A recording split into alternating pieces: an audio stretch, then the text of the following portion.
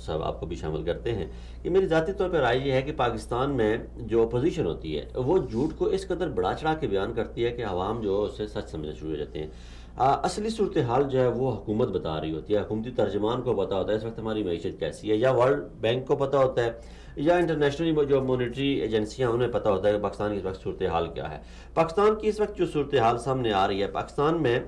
ایک افراتفری کی فضا پھیلائی جا رہی ہے, پاکستان میں ایک بدامنی کی فضا پھیلائی جا رہی ہے. اس سے پہلے کہ پاکستان میں بیرونی انویسٹر آئے, پاکستان کو انٹرنیشنلی اس قدر بدنام کرنے کی کوشش کی جا رہی ہے کہ بیرونی انویسٹر ڈر جائے, وہ ایسی غیر یقینی صورتحال پیدا کر دی جائے پاکستان میں کہ وہ آئے نہ, وہ اپنا سرمایہ نہ لے کے آئے. اب دیکھیں بڑی بڑی جو کمپنیز ہیں وہ آ رہی ہیں.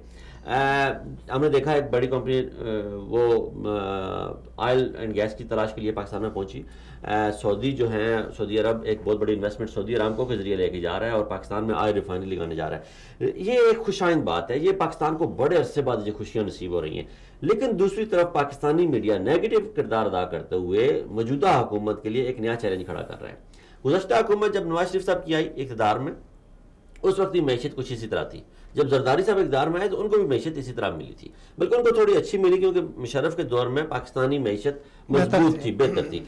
نواز شریف صاحب کو معیشت کمزور ملی, انہوں نے قرضے لیے, قرضے لے کے انہوں نے غلطی یہ کی, قرضوں سے انہوں نے ایسے منصوبے لگا دیے پاکستان میں جن سے ہم ڈالر کما نہیں سکتے. میری معاشات سے بات ہو رہی تھی, انہوں نے بتایا کہ جب ہم کوئی بھی ملک قرضے لیتا ہے, جیسے ملیشیا نے بھی قرضے لیے, انڈیا نے بھی قرضے لیے, اور دوسرے ممالک قرضے لیتے ہیں, وہ جب قرضے لیتے ہیں تو ڈالر میں قرضے لیتے ہیں اور وہ ایسے منصوبے لگاتے ہیں جن سے ڈالر بنائے جائیں, پھر ان ڈالر کو اپنے ریزرو میں بھی رکھتے ہیں, انہی ڈالر سے ملک میں ترقی بھی کرتے ہیں, ملک میں ترقیاتی کام بھی کرتے ہیں, اور انہی ڈالر سے قرض واپس بھی کیا جاتا ہے. ہمارے یہاں بدقسمتی یہ ہوئی کہ ہم نے ڈالر لیا,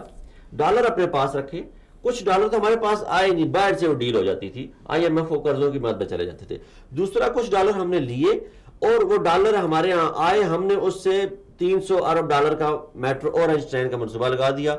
اس پہ 12 ارب ڈالر کی سالانہ سبسڈی دینی پڑے گی. یعنی ہم نے جو ڈالر لے کے آئے اس پہ سے ہم نے ڈالر کمائے نہیں. پھر ہمارے ساتھ سب سے بڑا دھوکہ ہمارے تاجر کرتے رہے. ہمارے تاجر یہ کرتے تھے کہ وہ پاکستان سے سبسڈی لیتے تھے ایکسپورٹ کے نام پہ, کہ حکومت پاکستان ہر تاجر کو سبسڈی دیتی ہے, ایکسپورٹ کے نام پہ اسے سبسڈی دی جاتی ہے, ٹیکسوں میں سے چھوٹ دی جاتی تھی. وہ کیا کرتا تھا, پاکستان سے اپنا مال سستے داموں لے کے امریکہ, برطانیہ, دبئی وہ لے کے جاتا تھا, ان مارکیٹوں میں اپنا مال بیچا, وہ پیسہ ڈالر پاکستان لے کے آنے کو جائے, وہ ہمارا سرمایہ دار کیا کرتا تھا, وہیں پہ پیسہ انویسٹ کیا, وہیں پہ اپنے فلیٹ لیے, وہیں پہ اپنے بچوں کی اسکول فیسیں ادا کی, بچوں کو سیٹل کیا, اپنی نسلوں کو سیٹل کیا, اور ڈالر پاکستان نہ آئے. اس طرح پاکستان کو خسارہ ہوتا رہا.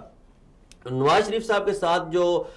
لگا ہوا تھا یہ تجارتی اور یہ جو بزنس مین تھا, اس کے مقصد یہی تھے کہ کیونکہ ان کا اپنا بھی یہی مشغلہ تھا کہ منی لانڈرنگ, پیسہ باہر لے جانا, اور تاجر جو تھا اس کے پاس بہت بڑا اچھا اس کو لنک جو تھا وہ گورنمنٹ آف پاکستان نے دیا ہوا تھا. تو اس طرح یہ جو معیشت کی پٹڑی ہے. اور اب یہاں پہ ایک چھوٹی سی بات کرنا چاہوں گا کہ جب ہٹلر نے مارنا شروع کیا نا یہودیوں کو, تو جیلوں میں بند کیا ہوا تھا, تو وہاں پہ ایک جوزف نامی یہودی تھا اس کی جیل میں, تو وہ اپنے سارے قیدیوں کو یہ کہتا تھا کہ بہت جلد جرمن فوجیں جو ہے نا آنے والی ہیں, آپ تیار ہیں, بے فکر ہو جائیں, اس کا کلا کما ہو جائے گا اور ہم سارے آزاد ہو جائیں گے. وہ میرے پاس ایک ریڈیو ہے, میں نے اپنی بیرک میں ریڈیو رکھا ہوا ہے, وہ بیرک میں ریڈیو جو میرے پاس پڑا میں اس میں روز خبریں سنتا ہوں. پیش رفت بڑی تیزی سے ہو رہی ہے, ہٹلر کو شکست ہونے والی ہے, ہم سارے آزاد ہو جائیں گے. وہ دیکھتے ان کھانا بھی قیدیوں کو نہیں دیتے, قیدیوں کو وہ مار بھی رہے ہوتے, قیدیوں پہ ظلم و ستم بھی کر رہے ہوتے, لیکن پھر بھی ان کا مورال جو تھا وہ ہائی ہوتا جا رہا تھا, ایک امید تھی, لیکن وہ جھوٹ بول رہا تھا ان کے ساتھ. تو ہوا یہ کہ وہ جب اس کو ایک دن مار دیا اور اس کی بیرک کا صفائی کی, اس میں سے دیکھا تو کچھ بھی نہیں ملا, کچھ بھی نہیں تھا وہاں پہ, وہ جھوٹ بولتا تھا. لیکن وہ جو کچھ عرصے بعد واقعی ہٹلر کو شکست ہوئی تو وہ سارے قیدی آزاد ہو گئے. تو اس کی آج بھی قبر پہ لکھا ہوا ہے جوزف دا گریٹ لائر. تو ہمارے ہاں